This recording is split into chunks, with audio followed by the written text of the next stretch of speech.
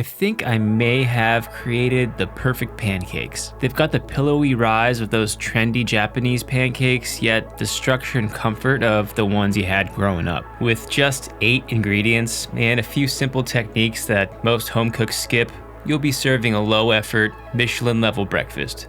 Or, in my case, dinner. So let's get going, because today we're making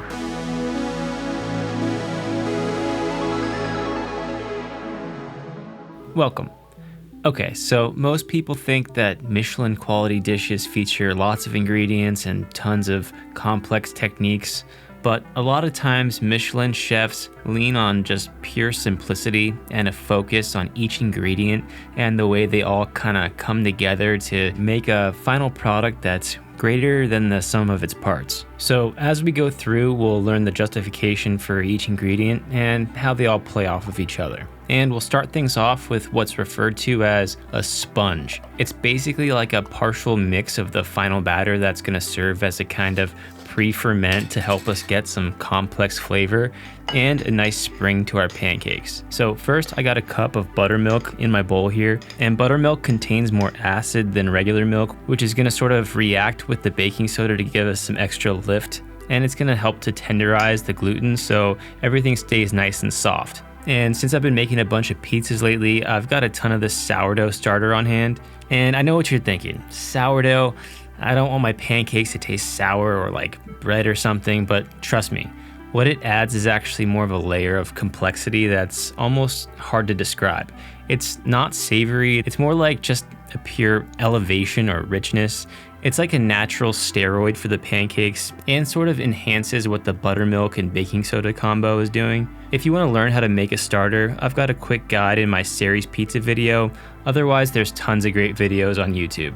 All that said, you can absolutely capture a lot of the magic and leavening power with instant dry yeast. I do about 1 gram or 1/4 teaspoon. So I added about 1/4 of our sugar, which came out to about 3 grams. And just that little bit of sugar is going to really help speed things up in terms of our fermentation time. Then I'm going to get a portion of our flour in there, just a 1/4 cup for now, or about 30 grams. And I'm using a finer 00 style flour, which is typically found in Neapolitan pizzas.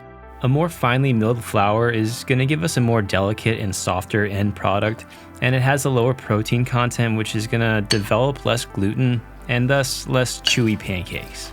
Then we'll just let this proof and start to get active, somewhere warm for 30 minutes to an hour or so. I'm just using my oven with the light on. And while we're waiting for that to proof, I'm gonna make a blueberry compote to kind of finish these off at the end, but you can top these however you want. So into a small pan, I've got about 1 cup of fresh blueberries and 1/4 cup of cane sugar, followed by 1/4 cup of water. And I'm gonna let this come together on a medium heat. So essentially the difference between a compote and a jam is how far you take the cooking. I'd say the compote is more fresh and fruity, whereas a jam you go much longer and it turns into more of like a gel that you can spread onto things. So you really want to pay attention to this and keep it moving because the sugars will easily burn on the bottom. Then for some fragrance, I'm going to add some lemon zest. And while I'm at it, I'm going to do a little bit of lemon juice here for some acid to kind of cut the sweetness a bit. And you can make this with any berry you want or even a combination of berries, but for me, there's something about blueberry pancakes that's just super nostalgic. Once we're almost at the desired thickness, I'm gonna add some fresh berries for contrast, and I'd call it finished when you can kind of part the sea like this with your spatula and have it slowly come back together. Like I said, not quite a jam, but not like blueberry juice. All right, looks like our 30 minutes is up. Time to start finalizing that batter. So we're gonna separate a wet mix and a dry mix and then sort of incorporate it all together with our sponge. And I'm gonna start the wet mix by separating the egg yolks from the egg whites. So we're gonna beat the egg whites separately, which is gonna give us a lot of lift and air. This is sort of the technique used in those Japanese pancakes, but those pancakes are all air inside, kind of like a balloon, and they don't have a lot of inner structure once you cut into them. So we're gonna split the difference by utilizing that technique, but with just a normal amount of eggs. And because I hate myself, I'm doing this by hand, but feel free to use a hand blender. And I'm gonna cut this off somewhere between soft and stiff peaks, something like this. Kinda like a cloud. All right, and then for the last element of the wet portion of our batter, we're gonna go with about a quarter cup of butter. We're not trying to get a clarified butter here. We just wanna melt it down, and we don't want it to get overly scalding hot. Using fat or oil in pancakes helps with the tenderness and prevents the pancake from drying out the minute it gets out of the pan. Don't you forget about me. Don't. So now let's finalize the dry mix. I'm gonna use the rest of our flour, which is about a cup or 120 grams. I probably don't need to sift this since the flour is so fine already, but you have to admit, it's pretty satisfying. Then we'll add the rest of our sugar for sweetness, which is gonna be about 3/4 of a tablespoon or 9 grams. Then about 1 tablespoon or 7 grams of baking soda for some added lift, and it'll also act as a rise booster for the sourdough. All right, so I'm gonna start off by combining all the wet ingredients right onto our sponge here, starting with the egg yolks, then the melted butter, and finally our whipped egg whites. And we're gonna try and fold these in as gently and carefully as we can, because we really wanna incorporate all that air into the sponge. Obviously, we're gonna lose some of that air, but we wanna keep as much of it intact as possible. All right, so once we're roughly incorporated, I'm gonna get it into a larger bowl, and then we're gonna add the dry mix. So I get that we're kind of going all out today with all these different techniques and the sourdough, but feel free to pick and choose which elements you wanna include if you wanna go with a quicker process. Like maybe just whip the egg whites and ditch the sponge angle altogether, or just chuck some yeast in there and call it a day. All that said, this entire process, including the compote, took me about an hour. And once it's all incorporated, it should look nicely aerated and jiggly from the fermentation, and ironically, it should look kind of like a sourdough starter.